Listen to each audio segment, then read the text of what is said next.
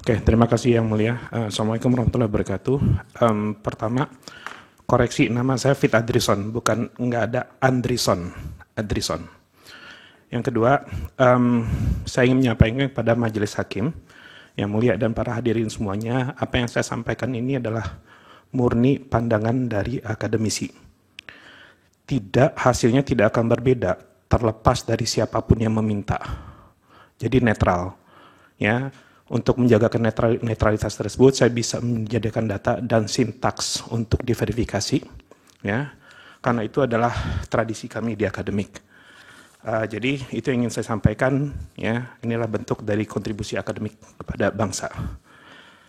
Oke, saya ingin berusaha untuk menyampaikan kira-kira apa sih yang menentukan suara petahana atau kandidat yang didukung oleh petahana.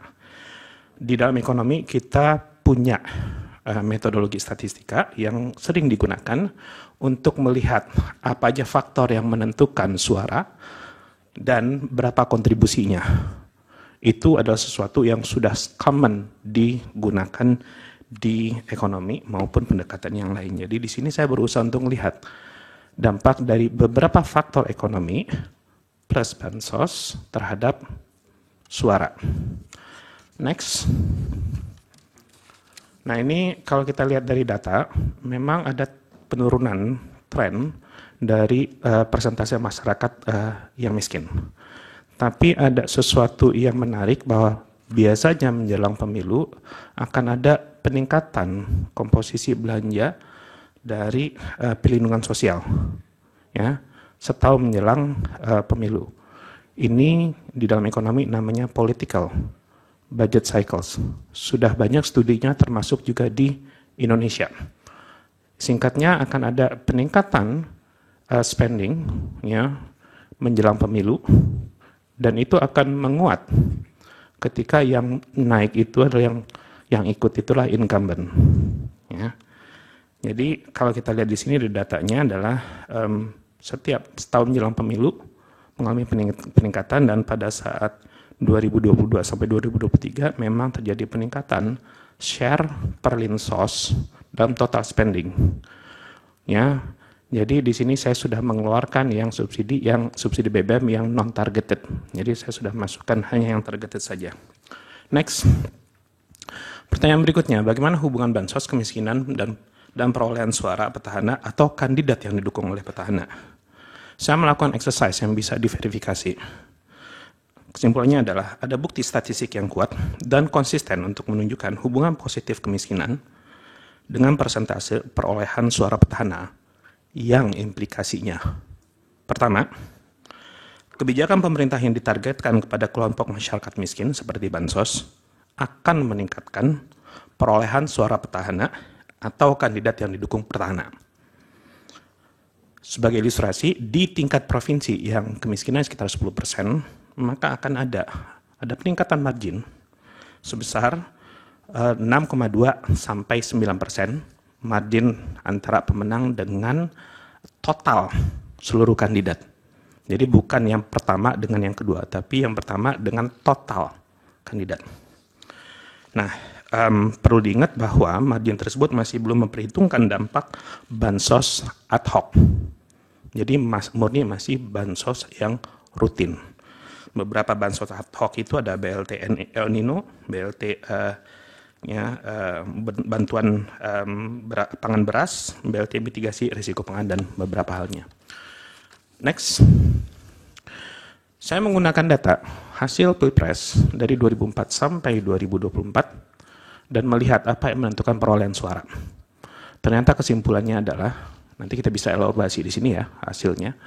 Kesimpulan besarnya adalah petahana atau kandidat yang didukung oleh petahana akan mendapatkan persentase suara yang lebih tinggi, ya, dan persentase suara pemenang lebih tinggi di daerah dengan kemiskinan yang lebih tinggi. Ya, kita bisa nanti bisa dieksplor hasil tabel ini karena kita punya keterbatasan waktu. Next. Pertanyaan berikutnya adalah, kenapa bansos efektif untuk meningkatkan suara petahana atau kandidat yang didukung petahana? Berbeda dengan pertumbuhan ekonomi, pengangguran, dan yang lainnya, bansos itu bisa diklaim sebagai hasil dari kebijakan pemerintah. Masyarakat tidak bisa menyangkal bahwa bansos tersebut dari pemerintah atau dari pihak yang lain. Jadi masyarakat tidak bisa menyangkal bahwa bansos tersebut dari pemerintah, bukan atas kerja mereka atau pihak yang lain. Yang kedua, bansos ini memang menargetkan masyarakat miskin, alias kebijakan yang targeted. Ingat bahwa nilai itu akan berbeda, nilai uang itu, value-nya itu akan berbeda tergantung dari income seseorang. Bagi orang yang miskin, nilai 200.000 itu luar biasa dibandingkan dengan orang yang berpendapatan tinggi. Dan yang terakhir adalah perilaku miopik yang cenderung dimiliki oleh masyarakat. Perilaku miopik itu di dalam akademis itu kecenderungan mereka memperhatikan sesuatu yang lebih dekat terjadi dibandingkan dengan yang sudah lama terjadi atau yang akan terjadi beberapa tahun ke depan. Next. Ini adalah contoh tabel ilustrasi perilaku miopik. Ya. Saya membandingkan dua kondisi. Kondisi pertama, si A memperlakukan dengan setelah B 4 tahun terakhir dengan buruk, namun dalam setahun terakhir itu begitu baik, maka yang diingat oleh B adalah B. A adalah baik. Sementara di kebalikannya, ya, jika perlakuan A terhadap B itu baik selama 4 tahun sebelumnya, namun di setahun terakhir itu buruk, maka yang akan diingat oleh B, A itu adalah orang yang buruk. Ya. Nah, masyarakat yang berpenghasilan rendah atau berpendidikan rendah biasanya cenderung miopik. Kenapa? Karena mereka fokus untuk memperjuangkan memenuhi kebutuhan hidup sehari-hari. Sehingga biasanya implikasi jangka panjang terhadap satu keputusan termasuk adalah pilihan presiden itu memiliki bobot yang rendah. Ya. Nah, ada evidence-nya enggak? Ada. Kebetulan di Indonesia memang sudah ada melihat hubungan positif antara jumlah bantuan dalam bentuk apapun, ya, itu dengan perolehan suara. Ya, bisa dilihat Aspinall et al. 2017 sama Tawakal 2017 dan itu publish di jurnal internasional. Jadi sudah melalui proses review yang rigorous. Dan evidence yang lain adalah hasil survei LSI menunjukkan bahwa 69% penerima bansos di 2024 itu memilih paslon 02. Ya. Berikutnya, mengapa pertumbuhan ekonomi yang tinggi dan pengangguran yang rendah tidak efektif meningkatkan perolehan suara petahana atau kandidat yang didukung oleh petahana? Sesederhananya adalah masyarakat belum tentu menganggap pertumbuhan ekonomi yang tinggi tersebut hasil kerja pemerintah. Mereka bisa mengatakan bahwa hasil yang baik itu adalah hasil kerja mereka. Karena memang tidak bisa 100% diklaim oleh pemerintah, berbeda dengan bansos. Bahasa sederhananya adalah perekonomian berjalan secara autopilot. Namun perlu diingat bahwa ketika kondisi ekonomi buruk, masyarakat akan berpandangan kondisi tersebut akibat pemerintah. Kenapa ada perbedaan pandangan tersebut dalam kondisi baik dan kondisi buruk? Ini berangkat dari aspek psikologis. Ya, reaksi orang itu lebih besar untuk sesuatu yang lebih buruk dibandingkan dengan yang baik. Di jurnal psikologi ada bad is stronger than goods, ya, 2001. Kalau mungkin bagi teman-teman atau yang bahasa umumnya adalah bad news is good news. Ya. Nah, next, kita juga melihat bahwa ada kunjungan dari Presiden Jokowi sejak 2023 Oktober sampai Februari 2024 ke 30 kabupaten kota yang memberikan 44 bantuan, ya, dan 50% dari daerah tersebut berada di Jawa Tengah dengan total bantuan sekitar 347 miliar. Nah, yang menariknya jika kita lihat di tabel yang sebelah kanan, justru jumlah kabupaten kota yang dikunjungi oleh paslon 02 itu cuma 9. Ya. Sekarang pertanyaannya adalah, apa efek dari kunjungan ini? Saya melakukan pengujian statistik lagi, ya. Ternyata memang ada kenaikan perolehan suara paslon 02 yang cukup besar jika dibandingkan dengan suara Prabowo pada Pilpres 2019 dengan rata-rata kenaikan 32%, minimum 6,3, maksimum 66. Next. Ini hasilnya, intinya adalah, kita baca yang sebelah kanan, tidak ada bukti bahwa perolehan suara Prabowo di 2019 berhubungan dengan perolehan suara di 2024. Ya. Kunjungan Jokowi efektif meningkatkan suara Prabowo pada 2024. Itu hasil dari kolom 1. Ya, kolom kedua, ada bukti statistik menunjukkan bahwa kunjungan Prabowo di 2024 menurunkan perolehan suara Ganjar. Kolom ketiga menunjukkan bahwa kunjungan Prabowo tidak berdampak pada perolehan suara Anies yang 2024. Dan yang terakhir, kunjungan Prabowo 2024 dan suara Jokowi itu semakin memperbesar kenaikan suara Prabowo. Nah, estimasinya ini sekitar, ini tidak saya sampaikan, tidak saya masukkan, tapi sekitar kenaikan di 30 kota ini sekitar 6,1 juta tambahan, ya, tambahan suara. Nah, ada satu lagi mungkin, ya, lanjut. Nah ini saya berusaha untuk melihat kenaikan suara Prabowo antar pilpres. Kesimpulannya tidak ada hubungan antara suara Prabowo di tahun 2014 dan 2019. Ya, terlihat secara statistik di sebelah kiri itu tidak ada bintangnya dan R-square-nya itu rendah, 0,09. Ada bukti statistik yang kuat, perolehan suara Jokowi 2019 berhubungan dengan penambahan suara Prabowo di 2024. Dan kita bisa menjelaskan, statistik ini bisa menjelaskan 76%. Ya. Ya, dan berdasarkan hitungan dari kolom 2, kenaikan suara Prabowo rata-rata adalah 14,6%. Next. Nah, ini saya berusaha untuk mengkalkulasi berapa dampaknya. Dengan memperhitungkan, ya, berapa total DPT per provinsi, terus kemudian berapa tambahan suara akibat dukungan dalam tanda kutip, ya, presiden dan bansos, maka diestimasi, jadi diboleh perhitungan sekitar ada tambahan 26 juta suara untuk paslon 02. Jika kita lihat total perolehan paslon 02 itu 96, ya, jika kita keluarkan itu, maka kira-kira, ya, perolehan suara dari paslon 02 adalah 42%, 42,38%, dan saya melihat ternyata dekat dengan hasil survei Carta Politika awal Januari yang dilakukan sekitar 4-11 Januari. Jadi dekat. Terakhir, sebagai akademisi, izinkan saya untuk memberikan masukan untuk ke depan. Satu, bahwa hasil pemaparan ini bukan berarti bahwa pemerintah tidak boleh untuk menggunakan bansos. Justru pemerintah harus memberikan bansos sebagai bentuk tanggung jawab terhadap masyarakat yang membutuhkan. Namun karena dana bansos itu berasal dari pajak yang dibayarkan oleh masyarakat, ya, maka diperlukan peraturan yang bisa mengurangi potensi penyalahgunaan bansos untuk meningkatkan perolehan suara petahana atau kandidat yang didukung oleh petahana. Demikian. Assalamualaikum warahmatullahi wabarakatuh. Waalaikumsalam.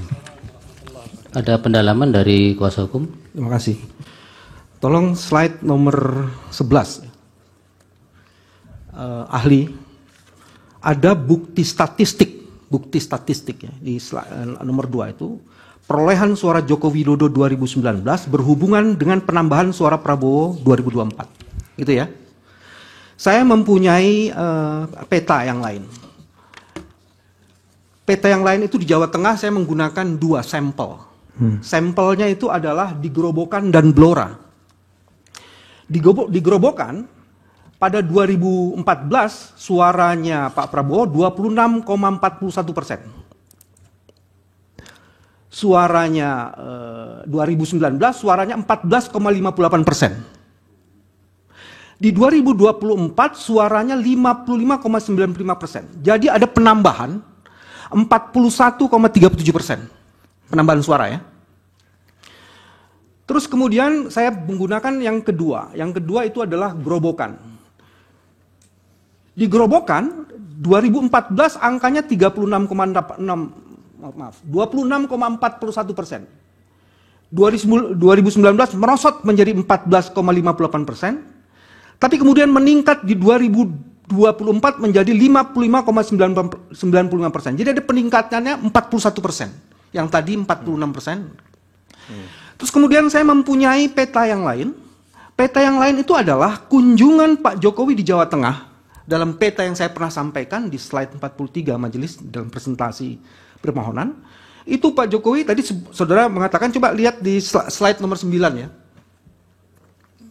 Nah, data saudara mengatakan Pak Jokowi mengunjungi 30 kabupaten kota. Ya, Pak Jokowi mengunjungi 30 kota dan 50%-nya adalah di 50%-nya adalah di Jawa Tengah. Catatan saya memang ada sekitar 13-14 kunjungan. Nah, pertanyaannya adalah gini. Kunjungan Pak Jokowi di Jawa Tengah dalam periode yang saudara sebutkan situ, ya, ada 50% lebih. Dan ada digelontorkan bansos. Dan dalam penggelontoran bansos itu kalau dilihat dan dikaitkan dengan suara Pak Prabowo, itu sebenarnya suara Pak Prabowo kan flat ya, bahkan menurun itu dibandingkan 2014 dan 2016. Pertanyaannya gini, apakah peningkatan kunjungan dan peningkatan jumlah bansos, ada data yang lain lagi. Data bansos Januari 2023, saudara ahli, itu hanya 3,38 triliun. Tapi di Januari 2024 itu 12,45 triliun. Jadi naik lebih dari 400%. Nah, pertanyaan jadi, saya ulang lagi ya. Apakah kunjungan Pak Jokowi 50% lebih di daerah di Jawa Tengah, kucuran bansos yang saudara sebutkan tadi, kesimpulan yang tadi dikemukakan di poin 11, balik lagi ke poin 11, itu berkaitan dengan sumbangan Pak Jokowi yang melakukan kunjungan kerja ke berbagai daerah dan dikaitkan juga dengan bansos yang meningkat. Dan apakah itu juga di poin-poin awal, saudara menyatakan bahwa ini disebutkan di dalam poin-poin awal. Itu sudah jelas pertanyaan satu. Pada pertanyaan lagi enggak? Enggak, ini saya mau kaitkan dengan satu sudah lagi. Sudah jelas pertanyaan itu Pak Bambang. Bahwa ada pengaruh relasi sudah tidak jelas, itu kan. Pak Ahli? Sudah jelas. Sudah jelas Pak, jadi saya berhenti di situ. Pak Repli? Ya. Ada dua pertanyaan ya. Barangkali kita yang tidak terbiasa lihat ekonometri ini agak surprise ada pengukuran seperti ini. Nah, pertanyaan saya adalah, sesungguhnya metode ekonometri ini untuk mengukur seperti pemilu ini seberapa sering dan seberapa ilmiah menurut pengalaman saudara ahli, karena ahli mendapatkan PhD-nya di Amerika ya. Itu satu, untuk membuktikan ini proven atau tidak. Yang kedua adalah catatan saya, elektabilitas Prabowo itu Oktober sebelum pencalonan Gibran kira-kira 30-an, 34 begitu, karena banyak lembaga survei. Tapi kemudian ketika pemilu itu 58. Katakanlah misalnya 38, saya ambil yang agak tinggi sedikit, berarti jaraknya sudah 20%. Menurut hitungan ekonometri saudara ahli, ada nggak faktor lain yang bisa mengubah angka sedemikian rupa hanya dalam jangka waktu 4 bulan? Kalau tidak misalnya bansos, karena asumsi kami adalah bansos yang menyebabkan itu semua dan keberpihakan presiden. Itu, makasih. Termohon silakan. Terima kasih majelis. Ada dua hal. Yang pertama, sepengetahuan dan sependengaran kami termohon terhadap apa yang disampaikan oleh saudara ahli tadi, menyatakan bahwa incumbent atau calon yang didukung incumbent itu kecenderungan perolehan suaranya adalah tinggi. Nah, sepanjang itu dianggap benar oleh ahli, saya ingin menyampaikan fakta begini. Pemilu 2014, faktanya incumbent adalah Pak SBY yang memimpin Partai Demokrat. Fakta kedua, Pak SBY tidak mendukung Pak Jokowi. Fakta ketiga, Pak Jokowi menang. Nah, secara teoritis, menurut teori... Bapak bertanya saja, ya, nanti ini. Bapak kan punya instrumen ahli dan saksi sendiri. Pertanyaan apa untuk itu? Kalau menggunakan teori falsifikasi Karl Popper, kalau ada sekumpulan angsa putih, tapi ditemukan satu angsa hitam, Karl-Popper menyatakan tidak bisa kumpulan itu disebut sebagai kumpulan angsa putih. Maka mohon penjelasan terhadap fenomena ketika Jokowi menang 2014 tidak didukung oleh incumbent. Yang kedua, saya tidak tahu persis apakah ahli belajar tentang teori political behavior dan lebih spesifik voting behavior. Mungkin bisa dijelaskan sekiranya mempelajari itu tentang faktor fanatisme dan favoritisme terhadap orang yang namanya Prabowo. Karena sepanjang catatan sejarah, hanya orang yang namanya Prabowo maju dalam pencapresan itu 4 kali. 2009 sebagai cawapres, 2014 sebagai capres, 2009 sebagai capres, dan 2024 sebagai capres. Sekiranya bisa dijelaskan faktor favoritisme dan fanatisme rakyat atau pemilih kepada Prabowo. Terima kasih. Dari pihak terkait. Terima kasih Yang Mulia. Ada dua yang akan mengajukan pertanyaan, saya dan Saudara Rifai di belakang. Dua pertanyaan saya.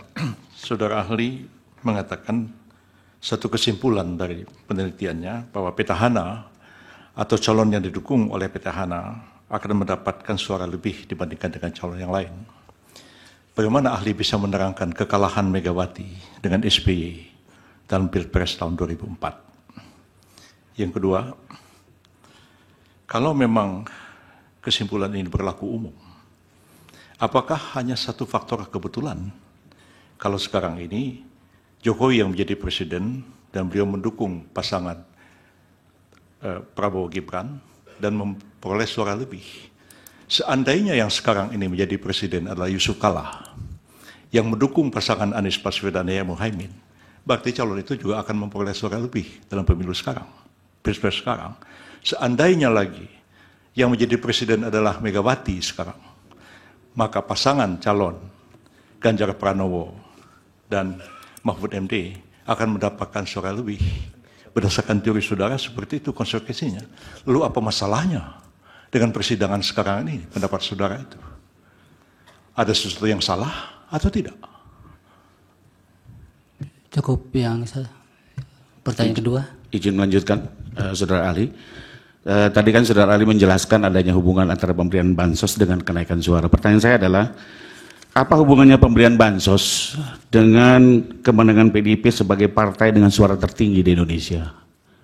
Kedua, jika hipotesis itu benar, kenapa 02 kalah di Aceh dan Sumatera Utara padahal mereka semua juga menerima bansos? Mohon dijelaskan. Silakan ahli, singkat-singkat dari hakim. Bawaslu cukup. Dari hakim tidak ada. Silakan ahli, singkat-singkat jawabannya. Oke, terima kasih Yang Mulia. Yang pertama, apakah ada kunjungan dan bansos itu bisa meningkatkan perolehan suara? Dari beberapa hasil estimasi dengan menggunakan seluruh data, memang ada bukti yang kuat. Ya, yang kedua, terkait dengan metode ekonometrika. Apakah seberapa sering? Ini adalah mata kuliah wajib yang harus diambil oleh setiap mahasiswa di jurusan ilmu ekonomi. Di luar negeri ini juga dipelajari, termasuk di area political political science.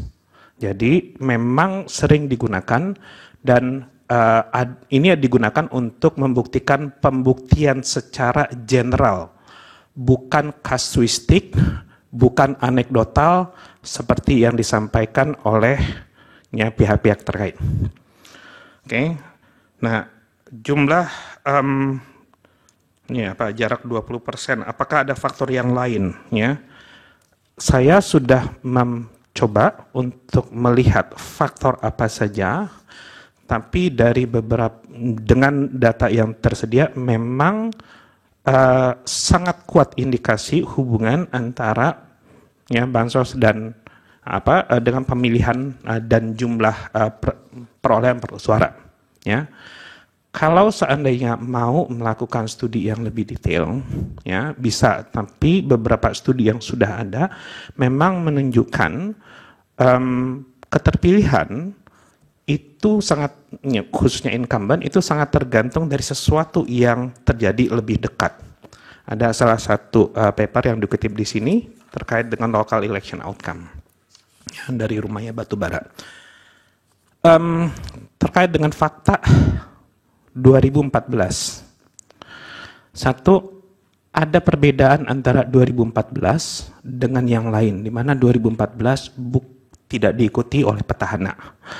Boleh lihat slides nomor ya, hasil ya, slides yang bukti empiris.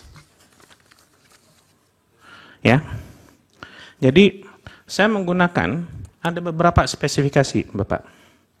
Seluruh seluruh pilpres ya, tapi kan wah ini nggak fair karena ada beberapa yang tidak diikuti oleh petahana. Ya udah, saya coba di kolom kedua sampai kolom kelima itu adalah yang diikuti oleh pilpres, oleh petahana. Hasilnya sama, konsisten. Terlihat dari yang saya highlight, itu konsisten datanya, Pak. Jadi ketika kita melihat bahwa ya fakta ya, SBY tidak mendukung Jokowi pada 2014, tapi hasilnya Jokowi menang, itulah fakta. Tapi itu tidak bisa menegasikan, anecdotal evidence itu tidak bisa menegasikan efek dari petahana. Ya, kalau untuk melihat efek dari petahana, silakan dilihat di kolom kedua sampai kolom keempat. Tapi mohon maaf, sebaiknya ditanyakan kepada orang yang sudah paham dengan ekonometrika. Ya. Apakah faktor fanatisme sudah diperhitungkan? Kita lihat di sini, faktor fanatisme itu adalah perolehan suara pada periode sebelumnya. Saya menggunakan 2 proxy. Untuk 2000 yang kolom ketiga, ya, saya menggunakan versi petahana yang paslon 02 itu direfleksikan oleh perolehan Jokowi di 2019. Karena ada pandangan dari masyarakat bahwa paslon 02 didukung oleh Presiden Jokowi. Hasilnya memang signifikan. Jadi ada unsur fanatisme, tapi lebih ke arah fanatisme kepada Jokowi. Kenapa kesimpulan seperti itu? Karena ketika saya menggunakan di kolom 4, itu saya menggunakan vote dari Prabowo di 2019, ternyata hasilnya tidak ada bintang, alias tidak ada efek. Ya. Silakan di-challenge, nanti nggak apa-apa, saya akan memberikan sintaksnya, datanya, nggak apa-apa. Jadi itu, berikutnya adalah kekalahan Mega di 2004. Ya. Satu, bahwa, again, kita tidak, yang saya sampaikan ini adalah sesuatu yang sifatnya general. Ya. Di dalam ilmu ekonomi, kita tidak bisa ngambil kesimpulan dari sesuatu yang sifatnya anekdotal. Ya, anekdotal itu kira-kira seperti ini.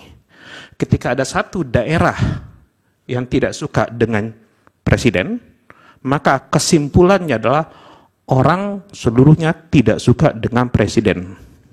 Atau sebaliknya, ketika ada yang mendukung presiden, terus diambil kesimpulan, orang seluruhnya mendukung presiden. Nah, jadi untuk mengambil keputusan, di dalam ilmu ekonomi dan statistik, kita tidak berangkat dari anecdotal evidence. Ya. Bisa dipersingkat, Ya. Ali. Waktunya sudah. Terus teori apa? Ya, teori apa? Sebetulnya teorinya kalau kita melihat banyak teorinya, ya, Bapak Ibu semua. Tapi akan saya kutip mungkin yang paling relevan di sini adalah political business cycle. Nordhaus tahun 75, 50 tahun yang lalu. Beliau adalah pemenang Nobel, ya. Dia menunjukkan bahwa memang akan ada siklus ekonomi, ya, yang mengikuti siklus politik. Studi akan berkembang menjadi dampak political budget cycles. Intinya adalah akan ada pola anggaran yang mengikuti pola siklus politik, dan biasanya akan ada peningkatan spending untuk yang sesuatu yang sifatnya discretionary setahun menjelang pemilu. Sebagai akademisi saya membuktikan, di Indonesia juga ada. Silakan baca, saya kutip, Political Business Budget Cycle in Local District Elections. 2013 di Economic Letters. Itu menunjukkan bahwa memang ya menjelang pilkada itu akan meningkat, ya pemilu juga itu seperti itu, terus kemudian dan itu memang efektif untuk meningkatkan tambahan suara dari petahana. Demikian yang mulia. Baik, ada sedikit dari Majelis Hakim. Silakan, Prof. Jawaban saya belum dijawab. Pertanyaan saya belum dijawab. Sudah, Pak. Belum dijawab. Sudah. Sudah, Prof. Jadi ya nanti kami yang menilai. Tadi sudah dikaitkan dengan. Silakan. Ya, ahli, saya tertarik ini sama dengan tadi Pak Refli juga tertarik. Ini saya orang hukum tapi tertarik dengan penjelasan Pak Adrison ini. Begini Pak Adrison kebetulan pendidikannya kan di Amerika kan. Betul. Ya, itu saya menariknya di situ. Begini, apakah betul ya, yang genuine itu suara pemilihan itu sebetulnya hasilnya yang ada di luar negeri, khususnya di Amerika dan di Eropa. Karena apa? Tidak ada bansos, tidak ada kemiskinan, relatif lebih kaya, lebih terjamin daripada mereka, juga tingkat pendidikannya lebih baik daripada yang ada di daerah-daerah miskin. Gimana kalau menjawab itu? Terima kasih. Terima kasih yang mulia. Langsung saya jawab. Iya. Ya, kenapa? Kalau kita melihat studi yang dilakukan di cross countries, memang menunjukkan bahwa satu, political budget cycles ini terjadi baik di negara maju ataupun negara berkembang. Tapi magnitude-nya jauh lebih besar di negara berkembang atau baru melaksanakan demokrasi. Kenapa? Karena efektif.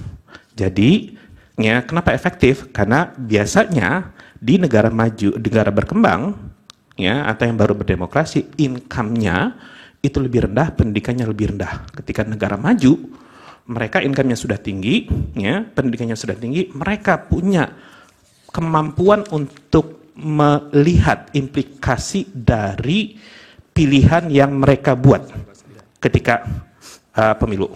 Demikian yang mulia. Baik. Saya lanjutkan sedikit yang mulia. Dalam hal pemilu 2024, Pilpres 2024 sekarang, kita bicara orang Indonesia. Orang Indonesia yang ada di luar negeri, Amerika dan Eropa, dengan orang Indonesia yang ada di dalam negeri, khususnya data-data yang daerah-daerah miskin, itu kan berbeda hasilnya. Apakah ini intervensi bansos, intervensi yang lain-lain sangat berpengaruh pada tingkat pendidikan dan juga tingkat kemiskinan? Terima kasih. Dalam analisis saya, luar negeri tidak dimasukkan. Kenapa? Untuk memasukkan data tersebut, kita harus punya explanatory variable, variabel penjelasnya, yaitu pertumbuhan ekonomi, ya, kemiskinan, sama pengangguran. Karena voters itu berada di banyak negara, maka kita tidak bisa mengambil proksi terkait dengan pertumbuhan ekonomi di daerah di mana pemilih luar negeri itu berada. Jadi itu yang mengakibatkan bahwa di luar negeri hasilnya itu datanya itu dikeluarkan, tapi itu tidak akan merubah hasil, ya. Hasil tersebut sudah konsisten, yang mulia. Baik. Yang mulia ada satu lagi, satu saja. Sudah Pak, sudah habis. Tadi seluruh pertanyaan tadi belum mengaitkan calon wakil presiden adalah anak dari petahana. Itu belum ada penjelasannya. Memang tadi. tidak pernah disebutkan kan oleh para penanya, juga oleh yang bersangkutan ahli. Tapi penting itu dijawab. Sudah tidak ada lagi. Sudah cukup waktu.